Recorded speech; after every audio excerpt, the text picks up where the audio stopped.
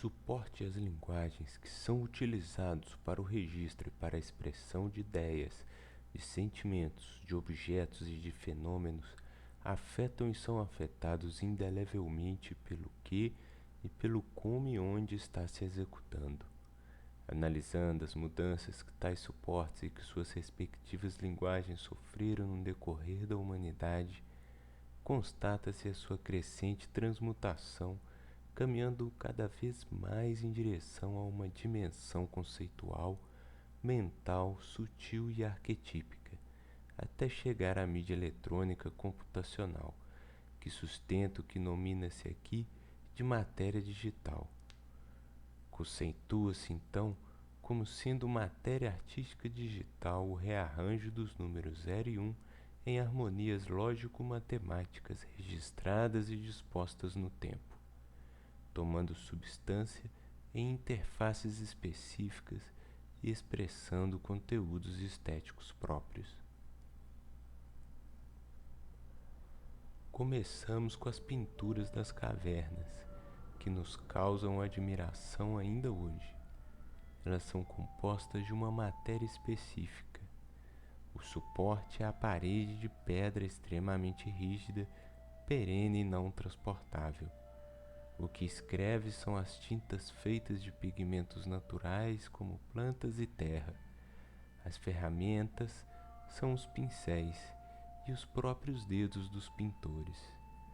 O objetivo é o ato mágico, investigativo e narrativo, e a inspiração, uma energia criadora. Mas na Mesopotâmia, por volta de 3500 a.C., surgem as placas de pedra e argila que eram escritas com cunhas de raspar. Este meio ou suporte abre caminho para o início da escrita e ainda para o transporte das mensagens.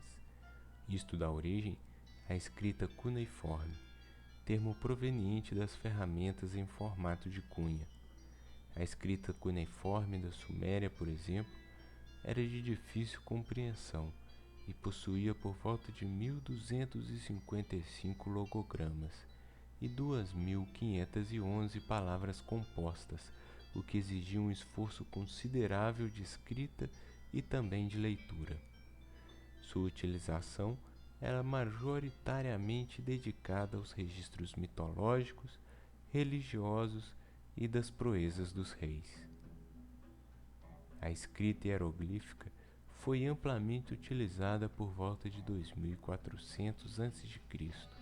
no Egito Antigo, principalmente pelos sacerdotes, pela elite educada e pelos escribas em monumentos e em documentos ornamentais.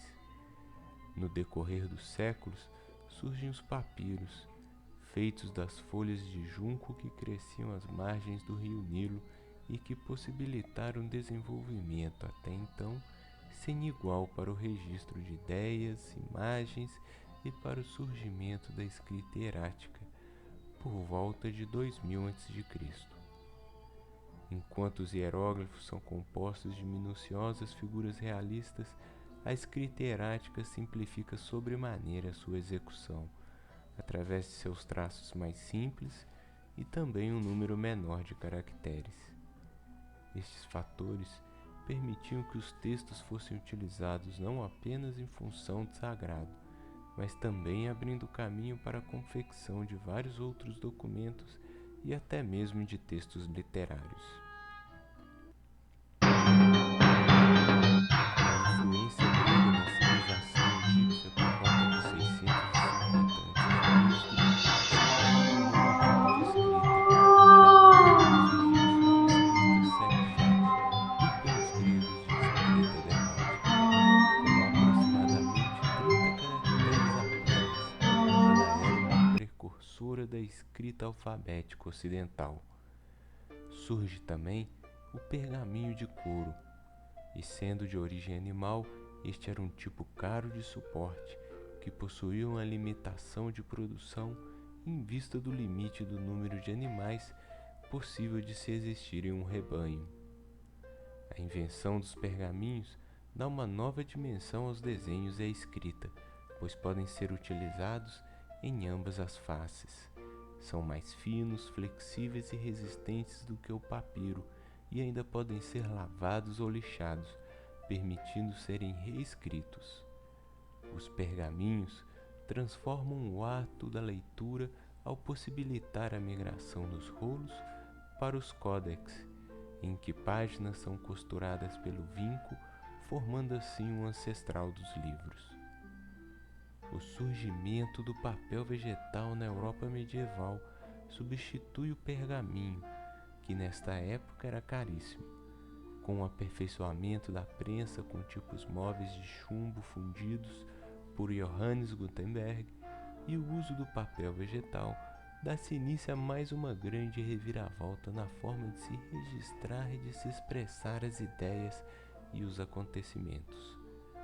Por sua resistência ao trabalho, a prensa de Gutenberg permite repetidas impressões e, aliada ao grande volume de suporte permitido pelo papel vegetal, ocasiona a multiplicação dos livros. O tedioso, porém belíssimo trabalho dos monges copistas fica ultrapassado por ser considerado muito lento.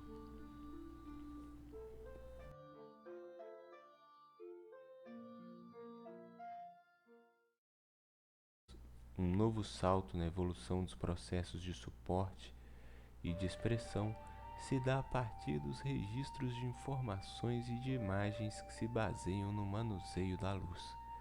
O princípio da câmara escura, uma caixa escura com um pequeno orifício por onde entra a luz que reproduz a imagem do lado de fora, já era conhecido na Grécia Antiga, pois Aristóteles faz uma descrição da formação de imagens durante a passagem da luz por pequenos orifícios, ao observar um eclipse do Sol passando por entre as folhas. A descoberta do manuseio da luz se disseminou com o objetivo de se fazer desenhos e pinturas a partir do real durante o Renascimento. Na era moderna, surge a fotografia química, em que o papel recebe a imagem negativo e depois é transferido para outro papel que recebe a imagem positivo. O papel é o suporte, a luz é a sua escrita e o real é a fonte dos seus símbolos. Real entre aspas, porque a questão da fotografia ultrapassa o real na medida em que ela não é uma reprodução pura e simples, mas uma impressão, um índice, um registro fantasmático do que não existe mais. É um congelado no tempo. O real, a luz, o papel e o tempo, tudo isso é matéria para a fotografia.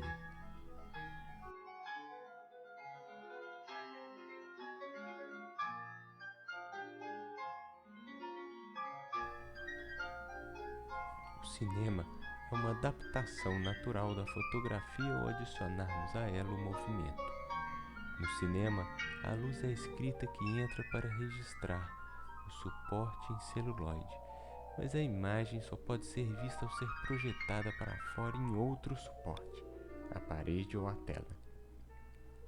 A popularidade do cinema leva os iletrados à percepção dos registros, tanto real com os efeitos especiais, quanto o tempo e o espaço com a montagem. Se tornam flexíveis e o cinema se mostra uma poderosa ferramenta para a expressão de um imaginário até então inédito. Tanto o registro e o registrado enganam e são fugazes, mas emocionam com intensidade inédita e por isso perduram.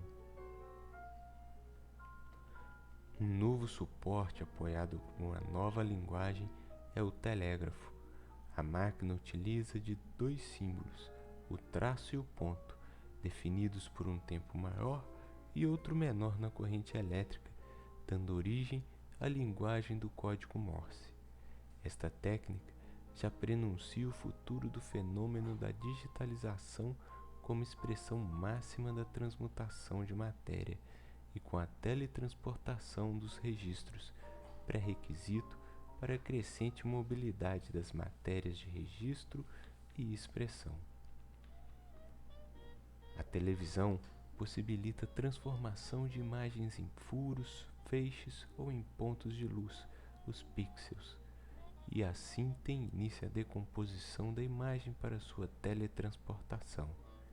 Estes suportes evidenciam a transmutação do referente e do próprio registro, transformando-os em ondas eletromagnéticas.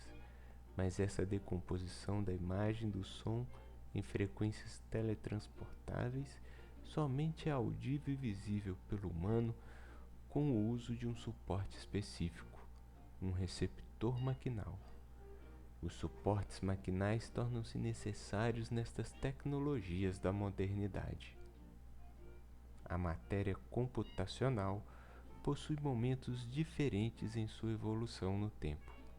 Inicialmente, a computação é exercida mecanicamente, depois em nível eletrônico, e resulta no computador atual com códigos reprogramáveis.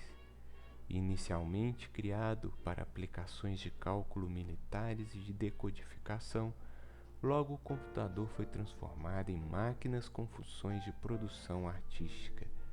A matéria computacional possui um suporte maquinal para sua criação e sua reprodução, mas a sua essência está no código que lhe forneceu seu ânima, a sua alma e que lhe coloca em movimento.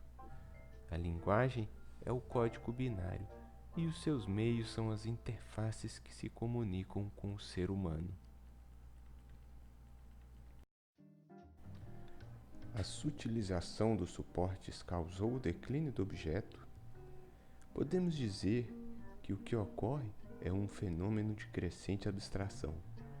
Aristóteles e Tomás de Aquino definem a abstração como um processo que busca conhecer o objeto, não como uma realidade concreta, mas como produto de uma reflexão. Esta reflexão é a origem de todos os processos cognitivos. Assim, o objeto é isolado de uma série de fatores que comumente lhes são relacionados pela pura representação, e o foco passa para sua conceituação, utilizando-se fundamentalmente da matemática e da lógica e valorizando-se o seu aspecto mensurável e quantitativo. As mídias, os signos e os significados não poderiam ficar de fora desta sutilização, e a midiologia de Debré reflete essa visão. A ênfase dos trabalhos artísticos sai da representação e migra para os métodos, os sistemas, as relações, a conectividade e a interatividade. As ferramentas são criadas pelos artistas e os artistas se modelam pelas ferramentas, em um processo de autonomia coparticipativa entre as partes. O fazer se transmuta. O gênio do artista é somente mais um meio para se atingir um objetivo. Não mais se procura por um objeto, mas procura-se o próprio fazer. O artista é um dos fatores do que agora pode ser modificado pela própria arte, uma matéria autônoma, coletiva, interativa e performática.